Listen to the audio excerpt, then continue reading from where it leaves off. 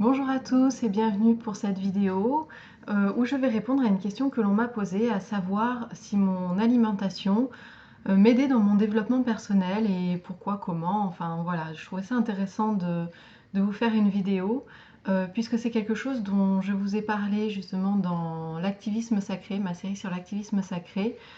C'est sans doute d'ailleurs une vidéo qui va faire suite à ça. Que je vous invite d'ailleurs à aller voir sur l'alimentation, puisque à ce moment-là, je l'ai tournée il y a un an, cette vidéo à peu près. Et à ce moment-là, justement, je me posais beaucoup de questions par rapport à l'alimentation, par rapport au végétarisme, voilà. À savoir, voilà, pourquoi, comment, eh bien, ce sont des réponses que j'ai trouvées au fur et à mesure de cette année pardon, qui s'est écoulée. À savoir que depuis quelques mois, par exemple, je suis végétarienne euh, parce que, euh, parce que, eh bien, alors déjà c'est personnel, hein, donc ce qui est valable pour moi ne l'est pas forcément pour vous. Là, je fais que partager mon point de vue, donc voilà. Mais j'avais vraiment beaucoup de difficultés par rapport à la façon dont on traitait les animaux principalement. Je suis pas contre le fait de manger de la viande parce que moi j'ai une vision un petit peu chamanique en fait où je considère que les humains comme les animaux comme les plantes en fait sont sur un même pied d'égalité. Donc à partir de là, si je mange si je mange des plantes, qu'est-ce qui m'empêche en fait de manger de la viande? Voilà. Bon, d'un point de vue éthique, là, j'avais pas vraiment de, c'était pas mon éthique se posait pas à ce niveau-là, elle se posait plus justement à la façon dont on élève les animaux, à la façon dont on les traite, à la façon dont on les abat.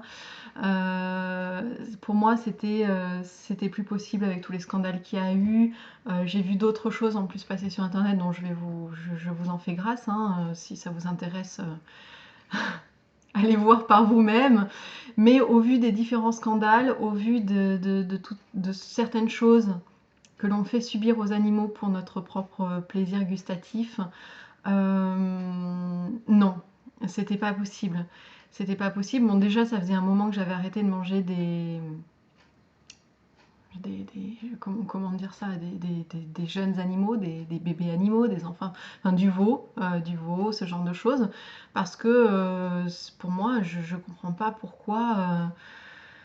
pourquoi en fait on laisserait pas les animaux vivre leur vie et puis bah, quand ils sont vieux et que voilà, dans ce cas, on peut les tuer de façon humaine et puis dans ce cas consommer leur viande. Ça fait partie du cycle de la nature, donc pourquoi pas? Pourquoi pas? Voilà. Euh, là, ça me poserait pas de problème en fait. Par contre, le reste, oui, me pose des problèmes. Et je me suis rendu compte, donc, pour répondre à cette fameuse question, qu'avoir une certaine alimentation, en fait, m'aidait à, à répondre, en fait, à mes valeurs personnelles. Manger avec le cycle de la nature, donc acheter des fruits de saison, ça évite de les faire venir de loin, ça évite... bon, même si je mange des fruits par exemple, je mange de la mangue, je sais bien que la mangue, elle ne pousse pas en France, ou rarement. Donc voilà, je mange des fruits aussi qui viennent d'ailleurs, mais j'essaie de consommer en fonction des saisons. Le plus possible pour respecter voilà, le rythme de la nature aussi.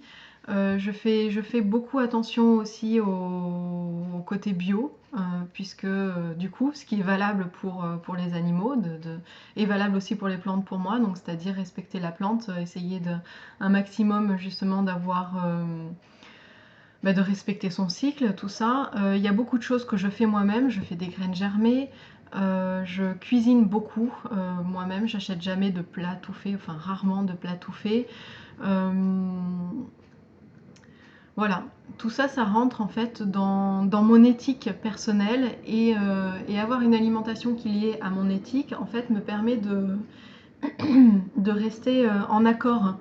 Mon corps est en accord avec mes valeurs, la façon dont je le nourris est en accord avec mes valeurs, la façon dont j'en prends soin est en accord avec mes valeurs. Ce genre de choses, voilà, ça rentre dans une globalité de démarche de vie. Et comme j'intègre ma spiritualité dans une démarche quotidienne, ma spiritualité, oui, passe aussi par mon alimentation.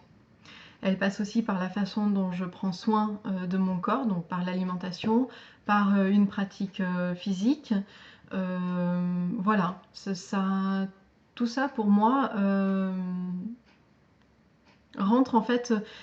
La spiritualité pour moi, c'est pas quelque chose de on va à la messe tous les dimanches et puis ensuite voilà.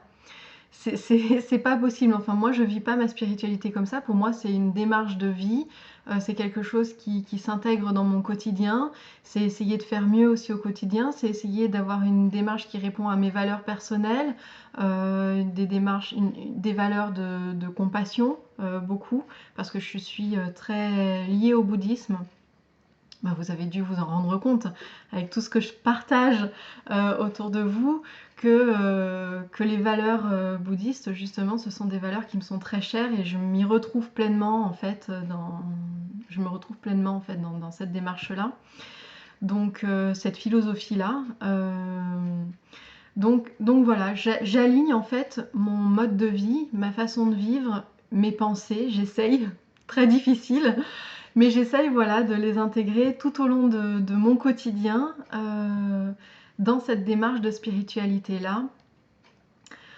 Voilà. C'est Isabelle Padovani d'ailleurs qui disait mais qu'est-ce qu'on a de mieux à faire dans notre vie justement que de développer nos valeurs spirituelles et notre bonheur finalement, parce que c'est ça aussi qui nous apporte du bonheur, de ne pas avoir aussi ce décalage entre ce que je pense, ce que je suis, ce que je fais, ce que je mange.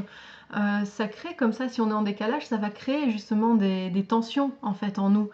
Alors que quand on est aligné avec tout ce que l'on croit, dans toutes les démarches que l'on fait et dans toute la façon dont on vit en fait dans notre quotidien, vous allez voir que vous allez vous aligner, vous allez vous sentir unifié en fait dans votre corps, dans votre esprit, et ça fait beaucoup de bien. C'est très apaisant et très reposant en fait. Vous savez pourquoi vous faites les choses. Quand quelqu'un vous dit bah, comment ça, vous mangez pas de viande, comment ça tu manges que des fruits, enfin pas que des fruits de saison, parce qu'il faut faire attention aussi au juste milieu, il ne faut pas non plus tomber dans les excès. Je pense que les excès sont dangereux. Voilà, donc je lutte aussi des fois pour pas tomber dans l'excès. Voilà, il faut la voie du Tao, hein, c'est la voie du juste milieu, hein, donc voilà, essayer de faire au mieux, mais sans non plus tomber dans l'excès, sans tomber non plus dans le radicalisme des choses. Voilà, c'est pas bon non plus. Donc essayez de trouver voilà ce juste milieu qui vous permet d'être en même temps en accord avec vous et en même temps en accord avec vos principes tout au long de votre journée et donc dans tous les domaines de votre vie. Et vous allez voir que ça procure beaucoup, beaucoup d'apaisement. Enfin, moi, c'est vraiment ce que j'étais pas apaisée avec cette question de la nourriture. Vous l'avez vu dans ma précédente vidéo.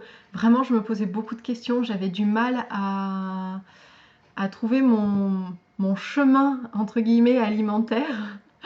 Et puis à partir du moment où j'ai pris la décision vraiment d'arrêter de manger la viande suite à un énième excès que j'ai vu passer sur internet, et bien je me suis sentie beaucoup mieux, je me suis sentie beaucoup plus sereine en fait, et je sais pourquoi je fais les choses, et ça m'apporte vraiment de l'apaisement. Voilà. C'était un conflit en moi que j'ai pu apaiser grâce à ça, en sautant le pas. Ça n'a pas été facile, hein, parce que sans consommer beaucoup de viande, j'avais du mal à concevoir à imaginer un repas sans, enfin pas un repas sans, mais sur toute une semaine, donc sur tout un mois, sur toute une année, sur toute une vie, ça m'était difficile. Et puis finalement, en me rendant compte à quel point c'était problématique pour moi de continuer à manger de la viande, eh bien voilà, j'ai réussi à prendre ce recul-là, à faire mes recherches pour faire mes repas, faire mes menus, et puis arriver à m'apaiser à ce niveau-là. Voilà. Mais chacun a son propre chemin, chacun a sa propre vision des choses, ses propres valeurs. Donc chacun fait comme il peut, chacun fait comme il le sent aussi. Ce qui est valable pour moi, vous voyez, même si on a diminué les quantités de viande à la maison, ma fille continue à en manger, mon mari continue à en manger. On mange, par contre, je fais attention, je leur achète de la viande bio. Voilà. On en mange beaucoup moins, enfin ils en mangent beaucoup moins, mais après ce sera à eux plus tard, s'ils ont envie d'être dans cette démarche-là, et bien de le faire, mais je pense que vraiment c'est quelque chose qui doit venir de soi et qui doit être une prise de conscience personnelle. Si c'est pas une prise de conscience personnelle, de toute façon ça n'aura aucune valeur et les gens ne s'y tiendront pas.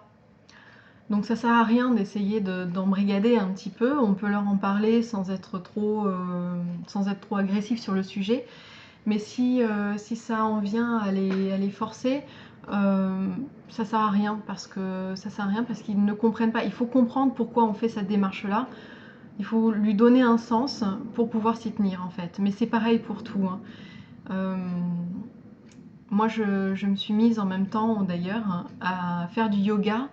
Mais voilà, ça rentre dans une démarche personnelle, ça rentre dans une démarche spirituelle, et je m'y tiens parce que ça a un sens pour moi. Voilà. Donc voilà, j'espère avoir répondu à la question. Si vous avez d'autres questions, n'hésitez pas à les marquer en dessous de cette vidéo, et puis je vous retrouve très prochainement pour une autre vidéo. À très bientôt.